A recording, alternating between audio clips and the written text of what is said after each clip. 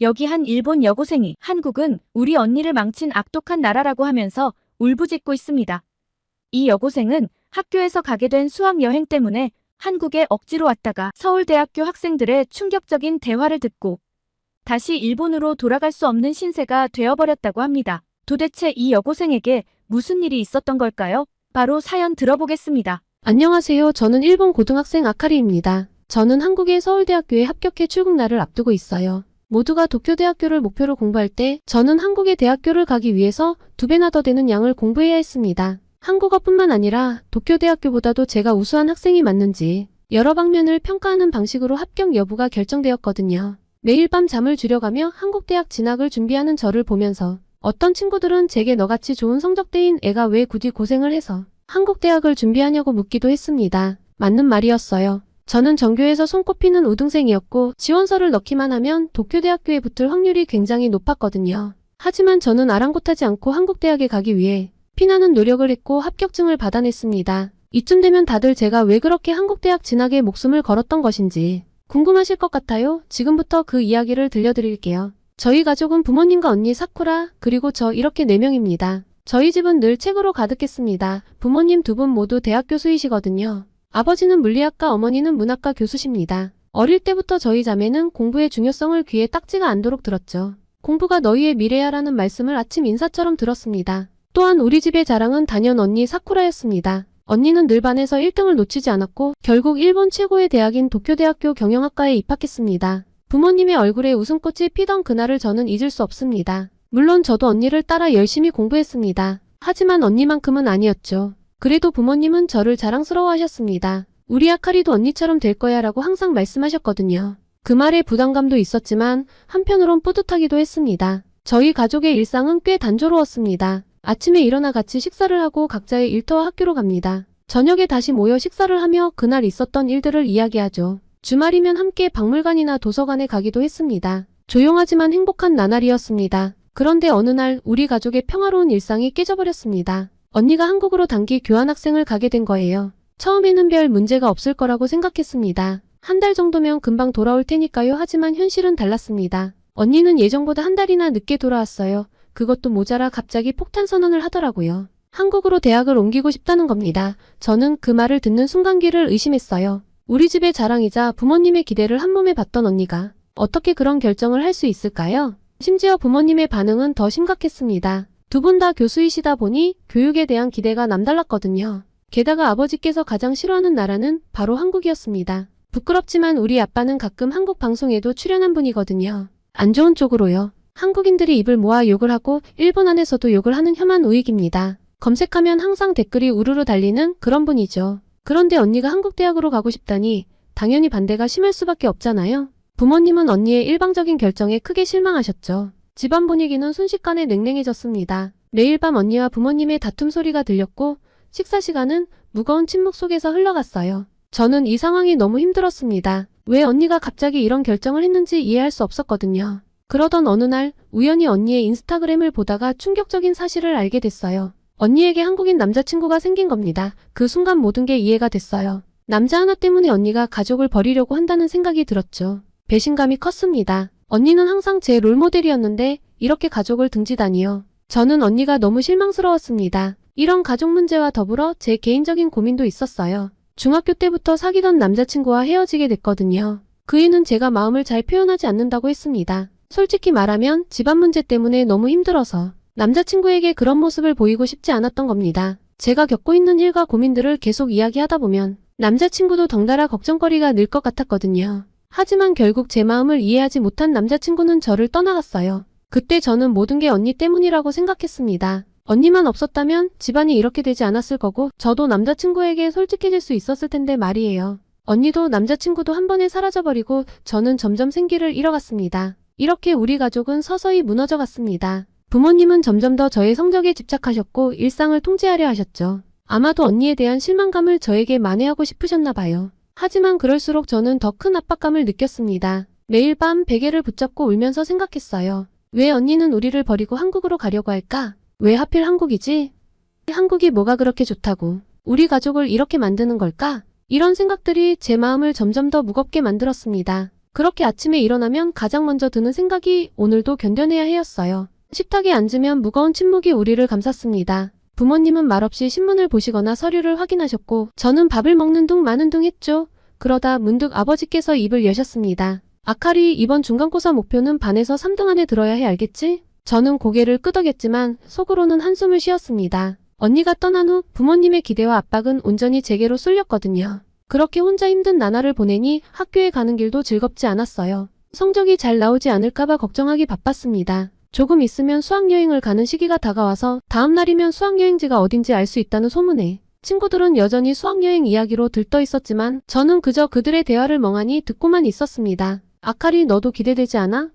라는 질문에 그저 어색한 미소로 답할 뿐이었죠. 물론 수업 시간에도 집중이 되지 않았습니다. 선생님의 말씀은 한 귀로 듣고 한 귀로 흘려보냈어요. 대신 머릿속에서는 끊임없이 의문이 맴돌았습니다. 언니는 지금 뭘 하고 있을까? 정말 한국에서 행복한 걸까? 우리 가족은 이대로 영영 벌어지고 마는 걸까? 그렇게 점심시간이 되면 옥상으로 올라가 혼자 도시락을 먹곤 했어요. 그곳에서 멀리 보이는 도쿄의 풍경을 바라보며 문득 언니가 보고 있을 서울의 모습은 어떨지 궁금해지더라고요. 하지만 곧바로 그런 생각을 지워버렸습니다. 언니는 우리를 버렸어. 그런 생각을 해서 뭐해. 방과 후에는 늘 도서관에 가서 늦게까지 공부했어요. 집에 가기 싫었거든요. 하지만 그것도 잠시뿐 어머니의 전화가 왔습니다. 아카리 어디니? 학원 시간 다 됐어. 빨리 와. 한숨을 내쉬며 도서관을 나섰습니다. 언니가 떠난 후 부모님은 제 스케줄을 빽빽하게 채우셨어요. 학교가 끝나면 곧바로 학원, 그리고 집에 와서도 자습. 숨 쉴 틈이 없었죠. 그렇게 밤늦게 집에 돌아오면 아버지께서 저를 기다리고 계셨습니다.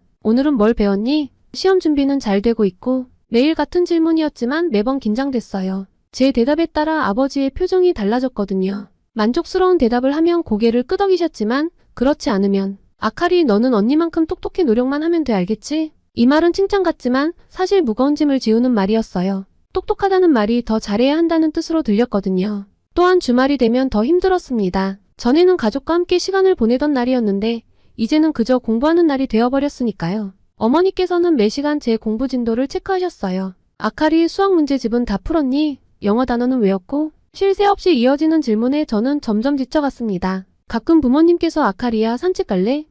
라고 물으셨지만 그건 공부에 지친 저를 위로하는 게 아니라 잠시 머리를 식히고 다시 공부하라는 뜻이었죠. 그러던 어느 날 전 남자친구를 우연히 마주쳤어요. 그는 새 여자친구와 손을 잡고 있었죠. 그 순간 가슴이 찢어지는 것 같았습니다. 집에 돌아와 펑펑 울었어요. 왜 나에겐 이렇게 불행한 일들만 생기는 걸까?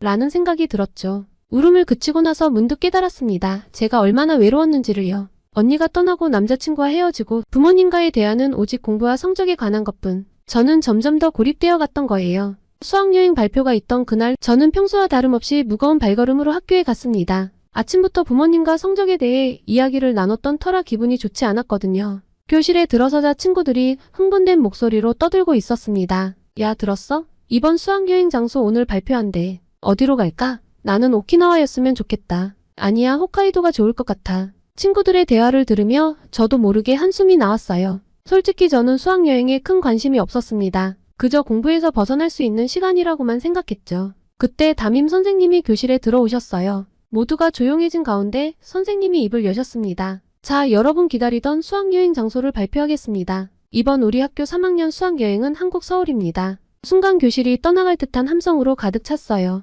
대부분의 친구들은 기쁨의 환호성을 질렀지만 저는 그 자리에 얼어붙은 채 멍하니 앉아 있었습니다. 한국이라고? 설마 이건 꿈이겠지? 하지만 꿈이 아니었어요. 선생님의 설명이 이어졌습니다. 이번 여행은 5일간 진행될 예정입니다. 서울의 주요 명소를 둘러보고 한국 문화를 체험하는 시간을 가질 거예요. 또한 현지 고등학교와의 교류 행사도 있을 예정입니다. 친구들은 계속해서 들떠 있었지만 저는 점점 더 불안해졌어요. 한국이라니 언니가 간 그곳, 우리 가족을 갈라놓은 그곳으로 간다니 믿기지 않았습니다. 그렇게 수업이 끝나고 집에 돌아와 부모님께 이 소식을 전했을 때 부모님의 반응은 예상대로였습니다. 특히 아빠요. 학교 수학여행지가 한국으로 정해졌으니 이 통신문에 나온 수학여행비를 내야 해 라고 이야기하자마자 정말 난리가 난 겁니다. 학교에 한국인이 근무하냐부터 시작해서 어떻게 이렇게 거짓말을 일삼고 이기적이며 일본인을 심하게 차별하는 한국으로 학생들의 수학여행지를 결정할 수 있냐며 노발대발하셨습니다. 그리고는 학교에 항의 전화를 걸어 한국으로의 수학여행을 막아야겠다고 하셨죠.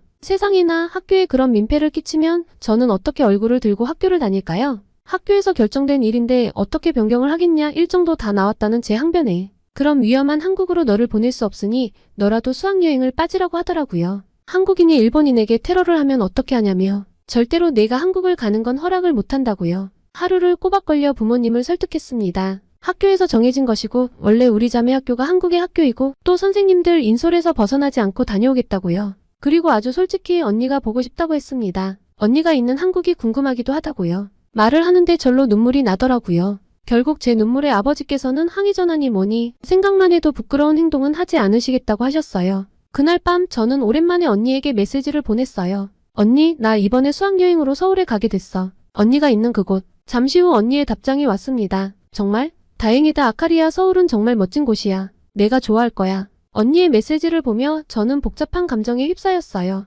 기대? 두려움? 아니면 분노? 무엇이 제 마음을 가장 크게 차지하고 있는지 알 수 없었습니다. 그렇게 다음 날부터 학교는 수학여행 준비로 분주해졌어요. 여권 발급, 환전, 준비물 리스트 작성 모두가 열심히 준비하는 모습이었죠. 저도 어쩔 수 없이 그 흐름에 따라갔습니다. 아카리, 너 한국어 좀 할 줄 알지? 언니가 거기 있잖아. 친구 유키가 물었어요. 아니, 나도 잘 몰라. 저는 대충 얼버무렸습니다. 사실 언니가 한국에 간 후로 한국어에 대해 관심을 가지지 않으려 노력했거든요. 하지만 이제 와서 보니 그게 후회되더라고요. 결국 저는 몰래 인터넷으로 간단한 한국어 회화를 찾아보기 시작했어요. 안녕하세요, 감사합니다 같은 기본적인 인사말부터 시작해서 조금씩 늘려갔습니다. 준비 과정에서 가장 힘들었던 건 마음의 준비였어요. 한국에 가면 어떤 일이 벌어질지, 언니를 만나게 될지 아니면 언니의 남자친구를 마주치게 될지 이런 생각들이 제 머릿속을 맴돌았습니다. 수학여행 출발 전날 밤 저는 일기를 썼어요. 내일이면 한국으로 떠나 솔직히 무서워하지만 한편으로는 기대도 돼.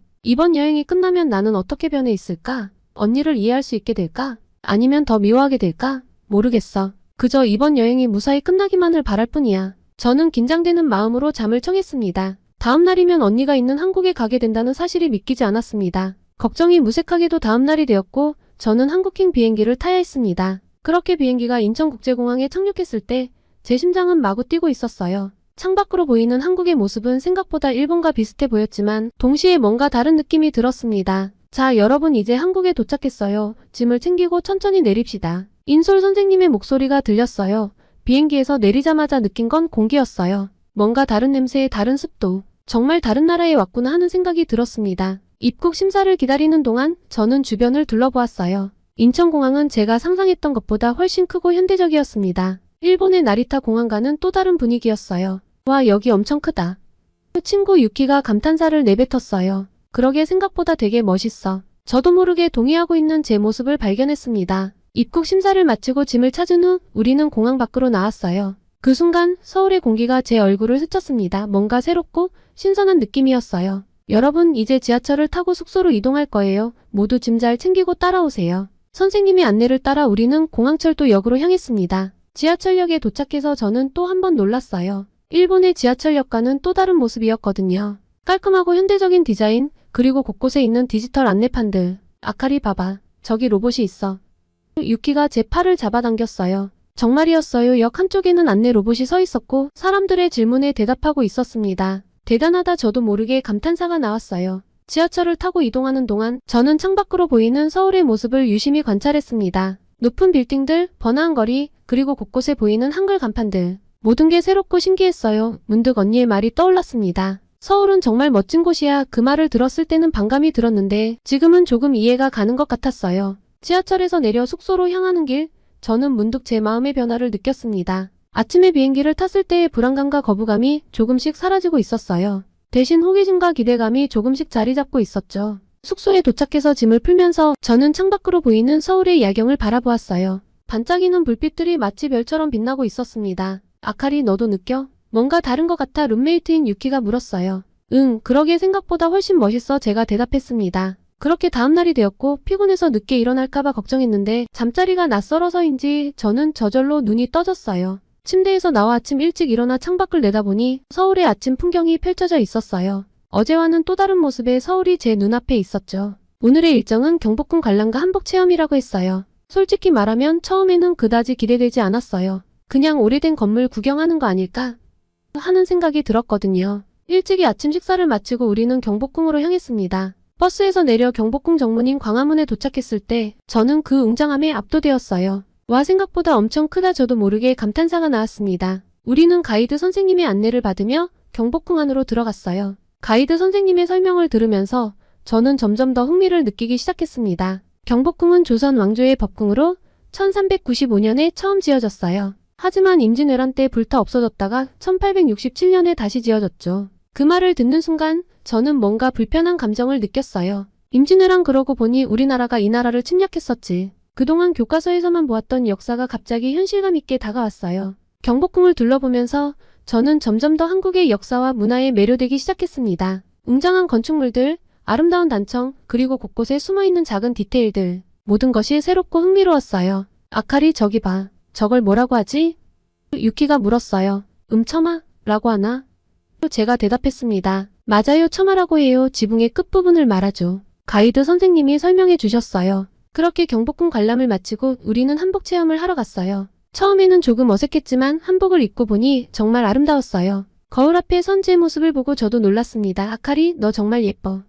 유키가 말했어요. 고마워, 유키도 정말 잘 어울려. 제가 대답했습니다. 우리는 한복을 입은 채로 경복궁 주변을 산책했어요. 많은 사람들이 우리를 보고 웃으며 인사를 건넸고 몇몇은 사진도 찍어달라고 했어요. 처음에는 조금 부끄러웠지만 점점 즐거워졌어요. 그때 문득 언니 생각이 났어요. 언니도 이런 경험을 했겠지? 이런 아름다운 문화에 빠져서 한국에 남기로 한 걸까? 한복 체험이 끝나고 숙소로 돌아오는 길에 저는 많은 생각이 들었어요. 오늘 하루 동안 제가 한국에 대해 가지고 있던 편견들이 조금씩 깨지는 것을 느꼈거든요. 숙소에 도착해서 저는 일기를 썼어요. 오늘은 정말 특별한 하루였다. 경복궁을 보면서 한국의 역사와 문화의 깊이를 느꼈어. 처음에는 그저 오래된 건물일 뿐이라고 생각했는데 직접 보니 정말 아름답고 웅장했어. 그리고 한복 정말 아름다웠어. 입고 있으니 마치 내가 다른 사람이 된 것 같았어. 오늘 처음으로 한국의 매력을 조금은 이해할 수 있었던 것 같아. 언니가 이곳을 선택한 이유가 조금은 이해가 가기 시작해. 일기를 쓰면서 저는 제 마음이 조금씩 변하고 있다는 걸 느꼈어요.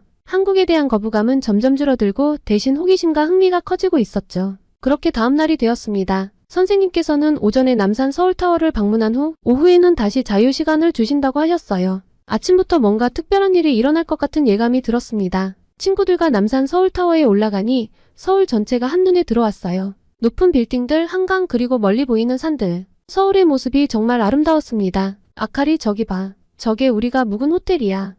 유키가 손가락으로 가리키며 말했어요. 와, 정말이네. 서울이 이렇게 크구나. 저도 모르게 감탄사가 나왔습니다. 한참을 전망대를 둘러보다 문득 언니 생각이 났어요. 언니도 이런 풍경을 보면서 서울에 반했겠지. 그렇게 생각하니 언니가 보고 싶어졌어요. 사실 내심 언니와 대화를 하고 싶었죠. 그래서 오후가 되고 자유시간이 주어졌을 때 저는 유키에게 제안했어요. 유키야, 우리 서울대 근처에 가보는 건 어때? 언니가 다니는 학교라서. 유키는 흔쾌히 동의했고 우리는 지하철을 타고 서울대 앞으로 향했습니다. 서울대 앞 거리는 젊은 사람들로 가득했어요. 카페와 옷가게들이 즐비했고 활기찬 분위기가 느껴졌습니다. 와, 여기 정말 예쁘다. 유키가 말했어요. 그러게 언니가 이런 곳에서 공부하고 있구나. 저도 동의했습니다. 거리를 걸으며 이곳저곳을 구경했어요. 그때였어요. 제 눈에 익숙한 뒷모습이 보였습니다. 긴 생머리에 날씬한 체형. 설마 언니? 사쿠라 언니? 저도 모르게 소리쳤어요. 그 사람이 돌아봤고 정말 언니였어요. 언니도 저를 보고 놀란 표정을 지었습니다. 아카리, 한국에 왔다더니 왜 여기 있어? 우리는 그 자리에서 얼어붙었어요. 그때 언니 옆에 있던 남자가 말을 걸었습니다. 사쿠라, 이분이 내 여동생이니? 언니가 정신을 차리고 대답했어요. 아, 그래 민수야. 이쪽이 내 여동생 아카리야. 아카리, 이쪽은 민수. 저는 그제서야 상황을 파악했어요. 제 앞에 서 있는 사람이 바로 언니의 남자친구 민수였던 거예요. 제가 그토록 원망했던 그 사람. 안녕하세요. 아카리. 사쿠라한테 많이 들었어요. 민수가 친절하게 인사를 건넸어요. 저는 어떻게 대응해야 할지 몰라 그저 고개를 숙여 인사만 했습니다. 언니가 어색한 분위기를 풀어주려는 듯 말했어요. 아카리야, 우리 같이 카페에 가서 이야기 좀 할까? 내 친구도 함께. 유키가 재빨리 대답했어요. 아, 저는 괜찮아요. 다른 친구들이랑 약속이 있어서 아카리야, 난 먼저 갈게. 유키는 윙크를 하고는 빠르게 자리를 떠났고 저는 언니와 민수와 함께 근처 카페로 향했습니다. 카페에 앉아 음료를 주문하고 나서 언니가 먼저 입을 열었어요. 아카리야, 정말 오랜만이구나. 잘 지냈어? 언니가 먼저 입을 열었어요. 저는 고개를 끄덕였어요. 응 언니, 솔직히 궁금한 게 많아. 언니가 부드럽게 미소 지으며 말했어요. 그래, 뭐든 물어봐. 이제는 내게 모든 걸 이야기하고 싶어. 저는 말할까 말까 고민하다가 조심스럽게 물었어요. 언니, 왜 갑자기 한국에 오기로 한 거야? 도쿄대에서 공부하는 게 꿈 아니었어? 언니의 표정이 조금 어두워졌어요. 사실 그건 내 꿈이 아니었어. 아카리야, 그건 부모님의 꿈이었지. 그게 무슨 말이야? 저는 놀라서 물었어요. 언니가 깊은 한숨을 내쉬었어요. 나는 항상 창업을 꿈꿔왔어. 새로운 것을 만들어내고 세상을 조금이라도 더 나은 곳으로 만들고 싶었거든. 하지만 부모님은 내가 안정적인 직장을 가지길 바라셨어. 그래서 경영학과에 진학했지만 내 마음은 늘 갈등 중이었어. 저는 언니의 말에 충격을 받았어요. 언니가 이런 고민을 하고 있었다니. 그래서 한국에 교환학생으로 왔을 때 이곳의 활발한 스타트업 문화를 보고 깜짝 놀랐어. 언니가 계속해서 말했어요. 한국의 젊은이들이 두려움 없이 도전하는 모습, 정부와 기업들이 스타트업을 지원하는 시스템. 이런 환경이 내 꿈을 이루는데 도움이 될 거라고 생각했어. 민수가 말을 이어받았어요. 사쿠라가 처음 한국에 왔을 때 제가 운영하는 스타트업 행사에서 만났어요. 그때 사쿠라의 열정과 아이디어에 정말 감명받았죠. 언니가 민수를 보며 미소 지었어요. 맞아, 민수를 만나고 나서 내 꿈에 대해 더 자신감을 갖게 됐어. 그리고 한국에서 공부하면서 내 아이디어를 실현할 수 있는 기회도 찾았고. 민수가 언니를 꼬드겨 우리를 배신한 줄 알았는데 민수와 언니의 이야기는 정말 의외였습니다. 그래서 저는 궁금해졌어요. 그래서 물었죠. 그런데 왜 부모님께 말씀드리지 않았어? 언니의 눈에 슬픔이 깃들었어요. 말하려고 했어. 정말 여러 번. 하지만 부모님의 기대가 너무 컸어. 내가 도쿄대에 입학했을 때 얼마나 기뻐하셨는지 기억나. 그 기쁨을 무너뜨리고 싶지 않았어. 그리고 알잖아, 아빠가 한국에 대해 어떻게 이야기하고 다니는지. 그 말을 들으니 갑자기 가슴이 아팠어요. 언니도 저처럼 부모님의 기대에 힘들어했다는 걸 이제야 알게 된 거예요. 그리고 아빠의 행동 때문에 얼마나 곤란했을지도요. 언니 미안해, 난 몰랐어. 저도 모르게 눈물이 났어요. 언니가 제 손을 잡아주었어요. 아카리야, 내가 미안해할 일 아니야. 오히려 내가 미안해. 갑자기 떠나서 너에게 큰 부담을 줘버렸으니까. 아빠의 극성스러움도 다 내가 감당하고 있었을 거고. 민수가 조심스럽게 말을 걸었어요. 아카리, 사쿠라는 항상 너와 가족들 걱정을 해왔어요. 한국에 와서도 늘 고민하면서 열심히 공부하고 있어요. 언니가 고개를 끄덕였어요. 맞아, 지금은 서울대 경영대학원에서 공부하면서 내 스타트업 아이디어를 다듬고 있어. 언젠가는 이 경험을 바탕으로 일본에서도 새로운 기회를 만들고 싶어. 저는 언니의 말을 들으면서 많은 생각이 들었어요. 언니가 얼마나 힘들었을지, 그리고 지금 얼마나 열심히 살고 있는지. 언니, 나 이제 조금은 이해할 것 같아. 그동안 언니를 오해해서 미안해. 제가 말했어요. 언니가 저를 꼭 안아주었어요. 고마워, 아카리야. 내가 이해해줘서 정말 기뻐. 카페를 나오면서 저는 언니에게 물었어요. 언니, 부모님께는 언제 이야기할 거야? 언니가 잠시 생각하더니 대답했어요. 조만간 할 거야. 내가 이해해줬으니 이제는 용기를 낼 수 있을 것 같아. 그렇게 우리는 오랜 시간 이야기를 나눴어요. 언니의 꿈, 한국에서의 생활, 그리고 민수와의 관계에 대해. 이야기를 들을수록 제 마음속 분노와 원망이 조금씩 녹아내리는 것을 느꼈습니다. 카페를 나올 때쯤 언니가 저를 꼭 안아주었어요. 아카리야, 미안해. 그동안 내가 많이 힘들었겠구나. 하지만 난 정말 행복해. 내가 이해해주길 바라. 그 말을 듣는 순간 저는 참았던 눈물을 터뜨리고 말았어요. 언니, 나도 미안해. 언니를 오해해서. 그날 밤 숙소로 돌아와 일기를 쓰면서 저는 많은 생각이 들었어요. 오늘 우연히 언니를 만났다. 처음에는 어색하고 화가 났지만 이야기를 나누다 보니 언니의 마음을 조금은 이해할 수 있었다. 언니가 정말 행복해 보이는 모습을 보니 나도 기뻤다. 조금은 언니의 선택을 받아들일 수 있을 것 같아.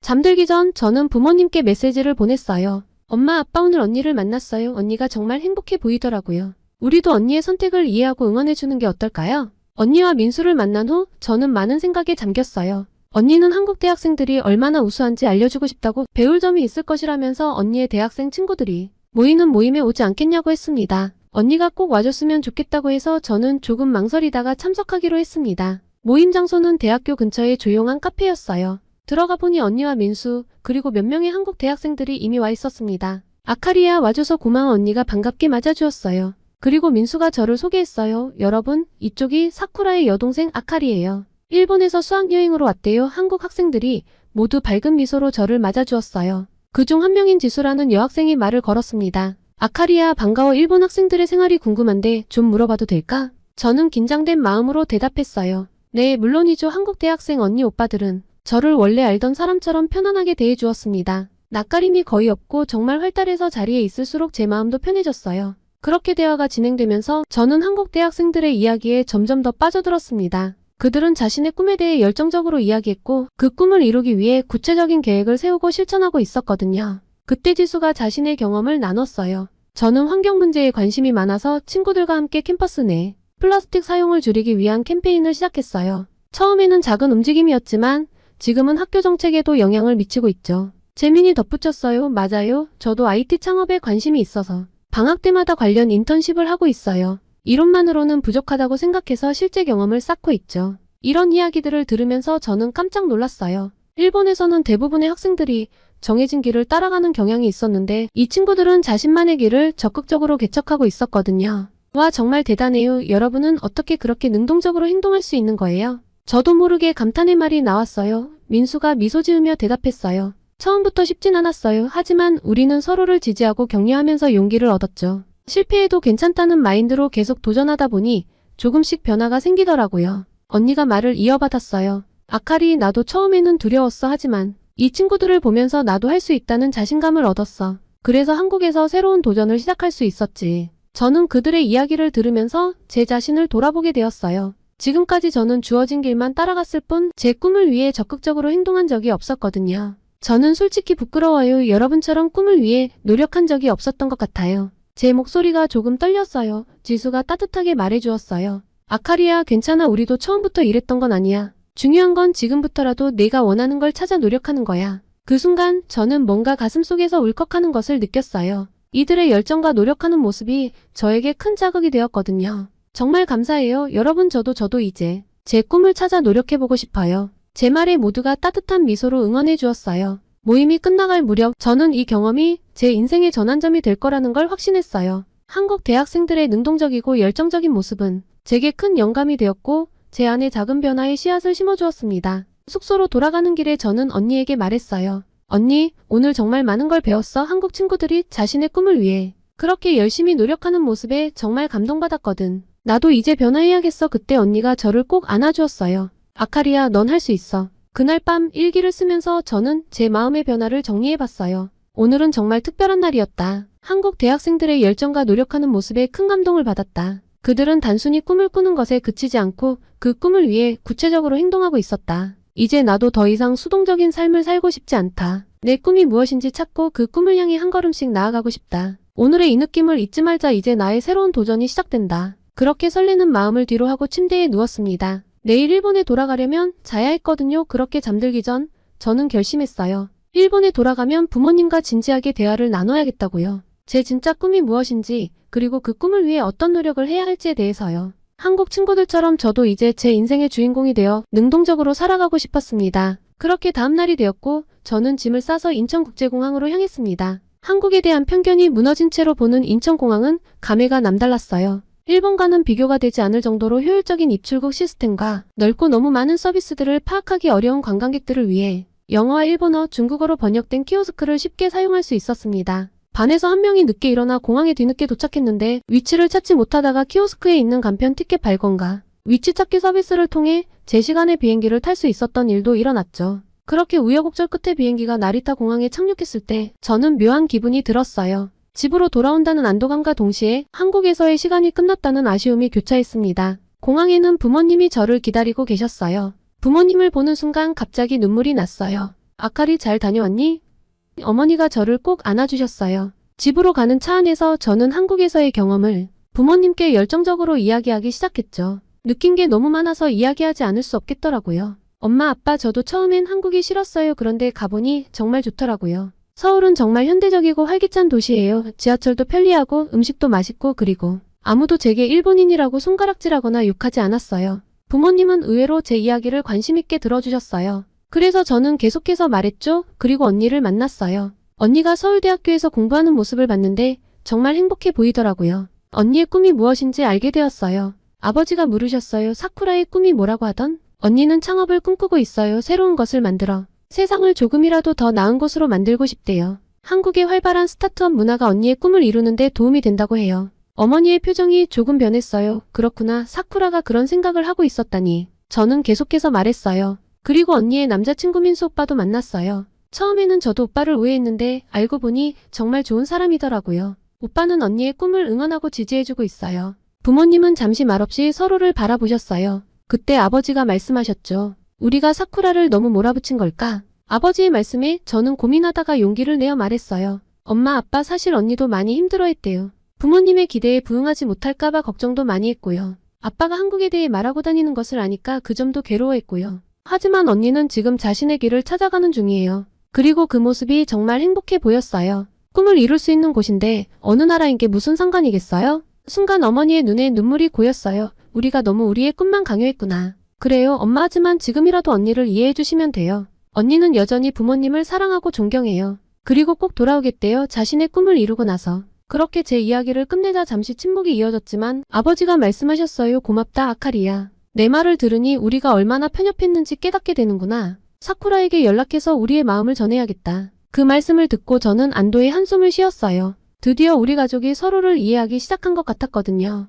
그렇게 집에 도착해서 저는 제 방으로 들어갔어요. 책상에 앉아 창밖을 바라보며 이번 여행을 통해 얻은 깨달음을 일기장에 정리해보기 시작했습니다. 일상으로 돌아온 후 저는 제 삶에 대해 깊이 고민하기 시작했어요. 언니처럼 저도 진정한 꿈을 찾고 싶었거든요. 많은 생각 끝에 저는 큰 결심을 하게 되었습니다. 바로 한국 대학에 진학하기로 한 거예요. 처음 이 생각을 부모님께 말씀드렸을 때 부모님은 놀라셨어요. 하지만 제가 진지하게 설명드리자 이해해 주셨죠. 아카리야, 내가 정말 원한다면 우리는 내 결정을 존중할게. 그리고 너의 꿈을 이룰 수 있는 나라라면 나도 존중할 거다. 아버지께서 말씀하셨어요. 그날부터 저의 도전이 시작되었습니다. 우선 한국어 공부에 매진했어요. 학교 수업이 끝나면 한국어 학원에 다녔고 집에서는 한국 드라마와 예능 프로그램을 보며 귀를 훈련시켰죠. 처음에는 정말 어려웠어요. 한자는 익숙했지만 문법과 발음이 너무 달랐거든요. 아, 정말 어려워 좌절감에 빠질 때도 있었지만 그럴 때마다 한국에서의 경험을 떠올렸어요. 그리고 다시 힘을 내곤 했죠.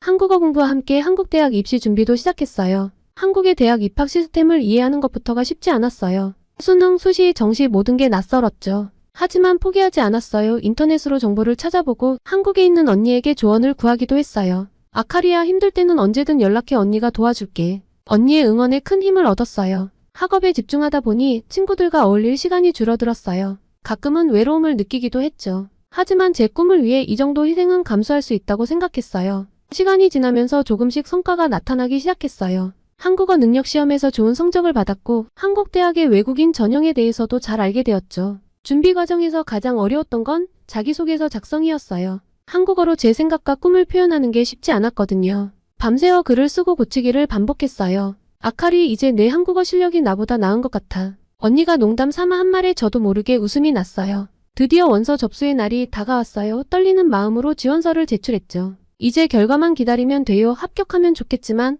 떨어져도 괜찮아. 이 과정에서 배운 것들이 더 중요하니까 스스로에게 다짐했어요. 며칠 후 기다리던 합격 발표가 났어요. 떨리는 마음으로 결과를 확인했죠. 합격입니다. 그 순간의 기쁨은 말로 표현할 수 없었어요. 눈물이 흘렀죠. 저는 그렇게 한국의 최고 대학인 서울대학교에 입학할 수 있게 되었습니다. 이 소식을 들은 부모님은 놀라며 저를 축하해 주셨어요. 그렇게 이제 저는 새로운 여정을 시작하게 되었어요. 한국에서의 대학생활, 그리고 그 너머의 꿈을 향해 나아가게 된 거죠. 두렵기도 하지만 설레는 마음이 더 커요. 이제 진짜 시작이구나. 저는 마음속으로 다짐했어요. 내 인생의 주인공은 바로 나야. 앞으로 어떤 어려움이 와도 극복할 수 있을 거야. 지금까지 사연을 말씀드리며 겪은 여정을 되돌아보니 이번 한국 여행은 제 인생의 전환점이 되었다는 생각이 들었습니다. 처음에는 한국이라는 나라에 대한 편견과 두려움이 있었지만 직접 경험해보니 그것이 얼마나 잘못된 생각이었는지 깨달았어요. 우리는 종종 익숙하지 않은 것들을 두려워하고 거부하려고 해요. 하지만 그런 태도는 우리의 시야를 좁히고 새로운 기회를 놓치게 만들어요. 이번 여행을 통해 저는 열린 마음의 중요성을 배웠어요. 새로운 문화와 사람들을 만나면서 제 세계관이 얼마나 좁았는지 깨달았거든요. 또한 꿈을 향해 노력하는 한국 친구들의 모습을 보면서 저 자신에 대해 많이 반성했어요. 저는 그동안 부모님의 기대에 맞춰 살아왔을 뿐 제 진정한 꿈이 무엇인지 고민해본 적이 없었거든요. 하지만 이제는 달라요. 저도 제 꿈을 찾아 노력하고 싶어요. 그 중에서도 가장 큰 깨달음은 가족의 의미에 대한 것이었어요. 언니와의 관계, 그리고 부모님과의 관계를 다시 생각해보게 되었죠. 서로를 이해하고 존중하는 것, 그리고 각자의 선택을 인정하는 것이 얼마나 중요한지 알게 되었어요. 가족은 서로의 꿈을 응원하고 지지해주는 존재여야 한다는 걸 깨달았습니다. 이번 여행은 또한 제게 도전 정신을 심어주었어요. 한국 친구들이 자신의 꿈을 위해 적극적으로 행동하는 모습을 보면서 저도 용기를 얻었어요. 이제는 두려워하지 않고 새로운 것에 도전하고 싶어요. 제 이야기는 여기까지입니다. 만약 주변에 저같이 한국에 대한 편견을 가진 사람이 있다면 주저하지 마시고 제 사연을 들려주시기 바랍니다. 제 사연을 들으면 조금이나마 한국에 대한 오해가 풀릴 것이니까요. 길고 길었던 제 이야기를 끝까지 들어주셔 감사합니다. 오늘의 사연 재미있게 들으셨나요? 오늘의 사연이 마음에 드셨다면 구독과 좋아요를 눌러주세요. 여러분의 구독과 좋아요는 계속해서 좋은 사연을 소개할 수 있는 힘이 됩니다. 이상 감동저장소였습니다.